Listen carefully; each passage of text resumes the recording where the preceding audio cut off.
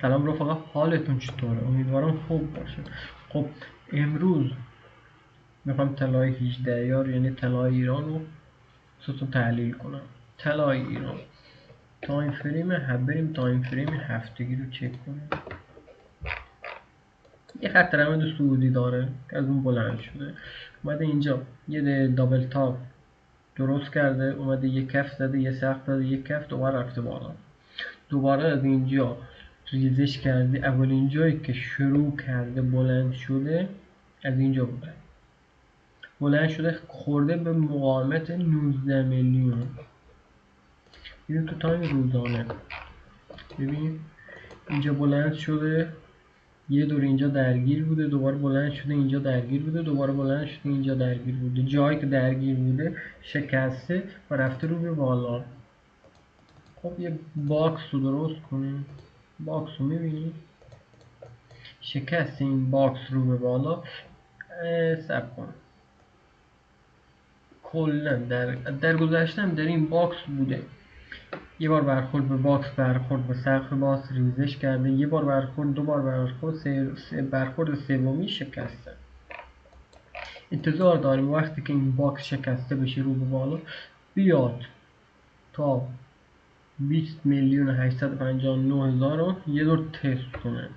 اگر بتونه بالا این تثبیت بده و شرایط جنگی باشه میتونه قیمت های بالاتری رو ببینه. اما اگر بتونه بیاد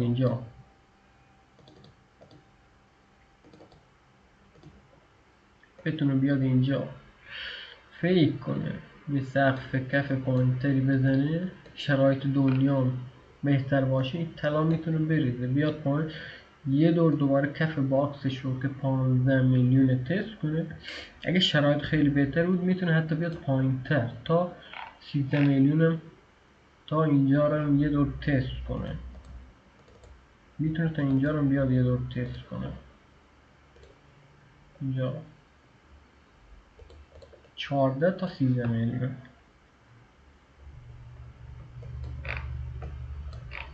خب طلا بخریم یا نه؟ در هر صورت چه طلا چه دلار بخوای بخری پول خودتو سیف کردی. ببین پولت سیف مونده. خب پولت سیف مونده، سیف یعنی الان بشکنه بخری، بشکنه بره بالا، دوباره پولت سیف.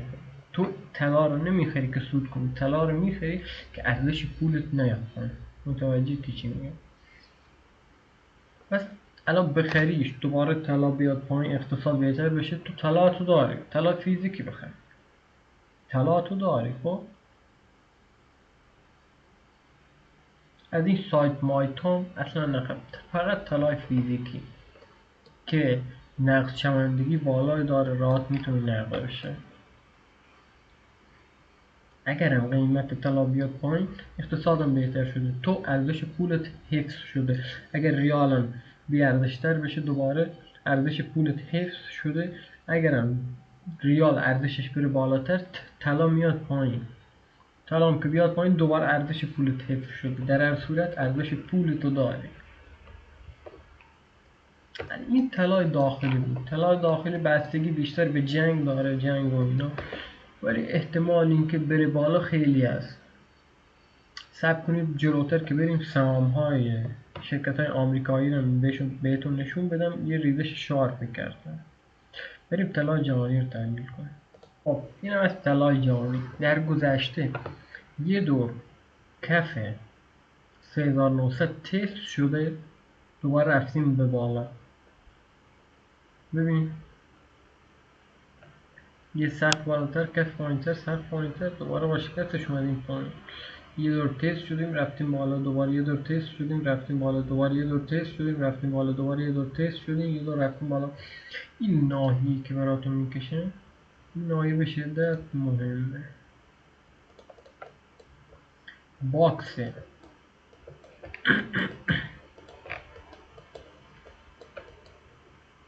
باکس 4182 تا باکس 3975.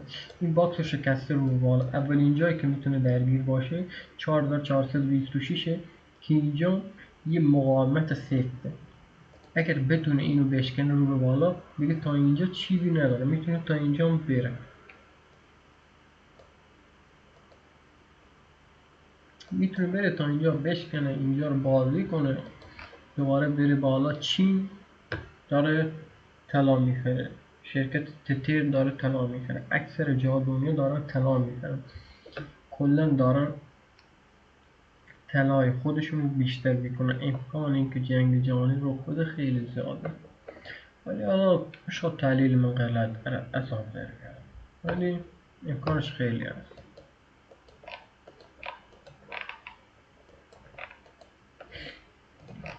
این تایم 4 ساعتش رو چک کنیم.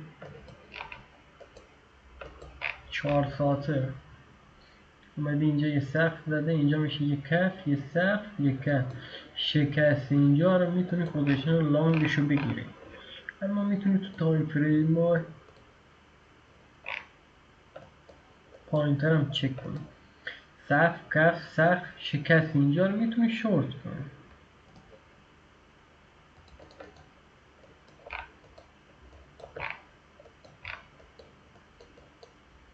در راستای روند سعودی شورت اینجا میشه ریسکی. میتونیم یه تایم بریم پایین تر ببینیم چه وضعیتی داره. همونه، فرق نداره. سقف، کف، سقف پایین تر، شکست اینجا رو میتونی شورت کنی. اما نمیدونم بتونه ریسک ریوارد تو رو بده یا نه.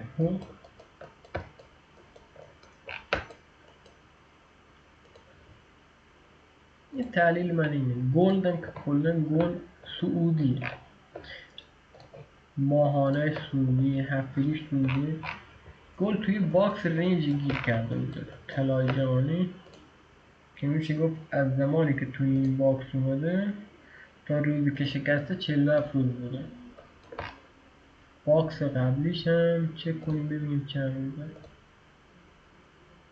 باکس قبلیش هم 37 تا 40 روز بوده.